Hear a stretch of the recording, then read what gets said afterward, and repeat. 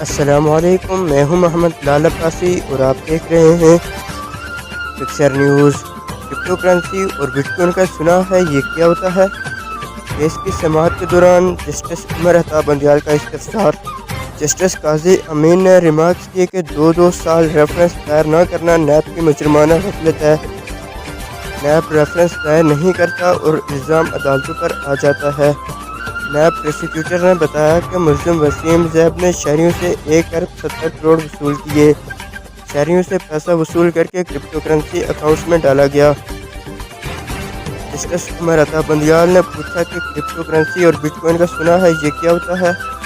NAB prosecutor نے جواب دیا کہ شہریوں کو پیسے کے عوض ڈیجیٹل کوائن دیا جاتا ہے۔ جسٹس قاضی امین نے ریمارکس کیے کہ نیب نے ملزم کے اثاثوں کا سراغ کیوں نہیں لگایا۔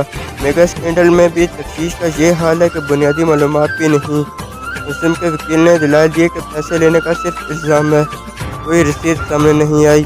جسٹس قاضی امین نے کہا کہ رسید کے بغیر پیسہ لینا ہی تو ملزم کا اصل کمال ہے۔ نیب پروسیکیوٹر نے بھی کہا کہ ملزم کے خلاف سینکڑوں لوگوں نے بیانات ریکارڈ کرائے ہیں۔ عدالت نے نیب کو ملزم کے خلاف جلد ریفرنس دائر کرنے کی ہدایت کر دی۔